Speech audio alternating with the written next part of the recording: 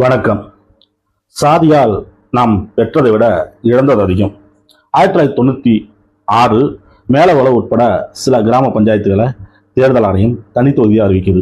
அதற்கு அங்கு வாழும் இடைசாதியினர் கடும் எதிர்ப்பு தெரிவிக்கிறார்கள். அது மட்டுமல்ல, தேர்தலை நடத்த விடாமலும் பட்டியலினத்தவர் யாரும் போட்டியிடாமல் தடுக்கும் விதமாகவும் பல சூழ்ச்சிகளை தொடர்ந்து செய்து வராங்க. இதையெல்லாம் தாண்டி 1996 டிசம்பர் மாதம் நடந்த தேர்தலில் மேலவளவை சேர்ந்த முருகேசன் என்பவர் திமுக சார்பாக போட்டியிட்டு வெற்றியும் பெறுகிறார்.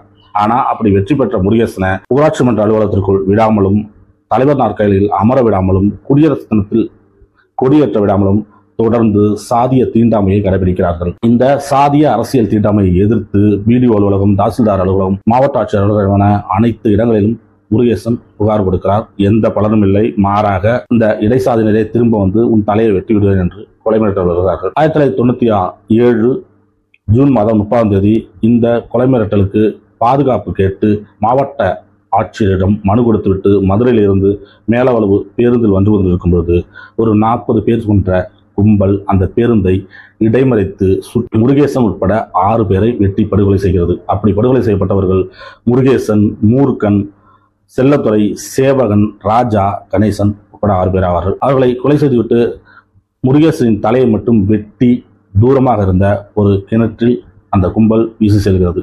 அதற்கு பிறகு பல கட்ட போராட்டங்களுக்கு பிறகு சுமார் 44 பேர் மீது எஃப்ஐஆர் பதிவு செய்யப்படுகிறது. அப்படி 44 பேர் மீது பதிவு செய்யப்பட்ட எஃப்ஐஆரின் விசாரணையில் 2001 மதுரை மாவட்ட நீதிமன்றம் அளித்த தீர்ப்பில் 17 பேருக்கு ஆயுள் தண்டனை உறுதி செய்கிறது. அந்த 17 பேரின் ஆயுள் தண்டனை 2008 உயர்நீதிமன்றமும் 2009 உச்சநீதிமன்றமும் உறுதிப்படுத்துகின்றன.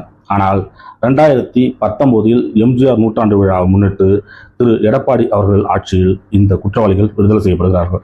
இதை எதிர்த்து பாதிக்கப்பட்ட தரப்பு நீதிமன்றத்தை அணுகிறது. நீதிமன்றமும் மனுவை தள்ளுபடி செய்கிறது. சென்ற வருடம் ஒரு பிபிசி டாக்குமெண்ட்ரி ரிலீஸ் ஆகிருந்துச்சு.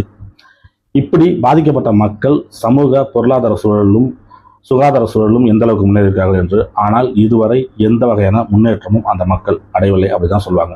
இப்படி பாதிக்கப்பட்டவர்களுக்கு முறையான நிதி கிடைச்சதா, நிவாரணம் கிடைச்சதா, அல்லது ஒரு நினைவுமன்றமாக ஏற்பட்டதானா அரசோ மற்ற அமைப்புகளோ யாரும் அதற்கு முன்வரவில்லை. எந்த கட்சிகளும் இதற்கு ஆதரவு தெரிவிக்கவில்லை. மாறாக தொல் திருமா அவர்களின் முயற்சியால் இப்போது அந்த ஊரில் அப்படி படுகொலை செய்யப்பட்ட தியாகிகளுக்கு நினைவுமன்றம் கட்டியிருக்காங்க. சரி, இதெல்லாம் ஏதோ 2000க்கு முன்னாடி நடந்தது, இப்போ இது மாதிரி எதுவும் நடக்கிறதில்ல அப்படின்னு சொல்லலாம்னா, இன்னைக்கும் பட்டியலினத்தவர் அமைத்த சத்துணவை சாப்பிட மாட்டேன், பட்டியலினத்தவர் ஊராட்சி மன்ற தலைவர் ஆனாலும் அலுவலகத்தில் தரையில் தான் அமர வேண்டும், இப்படி போன்ற சாதிய தீண்டாமைகள் நடந்து கொண்டுதான் இருக்கின்றன. சாதி சமூகத்தின் அழுக்கு. சாதி மனிதனுக்கு இருக்கின்ற ஒரு மனநோய். இது